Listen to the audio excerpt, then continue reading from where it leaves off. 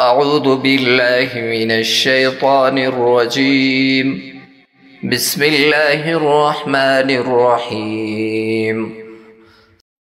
فلما ذهبوا به وأجمعوا أن يجعلوه في غيابة الجب وأوحينا إليه لتنبئنهم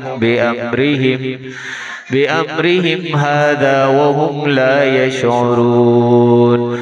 وجاءوا أباهم عشاء يبكون قالوا يا أبانا إنا ذهبنا نستبق وتركنا يوسف عند متاعنا فأكله الذئب وما أنت بمؤمن لنا ولو كنا صادقين.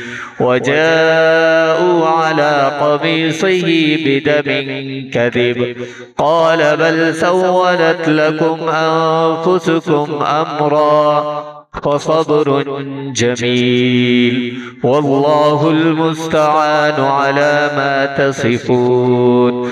وجاءت سيارة فأرسلوا واردهم فأدلى دلوه قال يا بشرى هذا غلام وأسروه بضاعة والله عليم بما يعملون.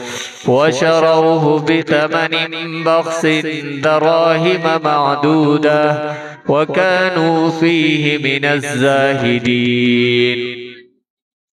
وقال الذي اشتراه من مصر لامرأته أكرمي مثواه عسى أن ينفعنا أو نتخذه ولدا وكذلك مكنا ليوسف في الأرض ولنعلمه من تأويل الأحاديث والله غالب على أمره ولكن أكثر الناس لا يعلمون.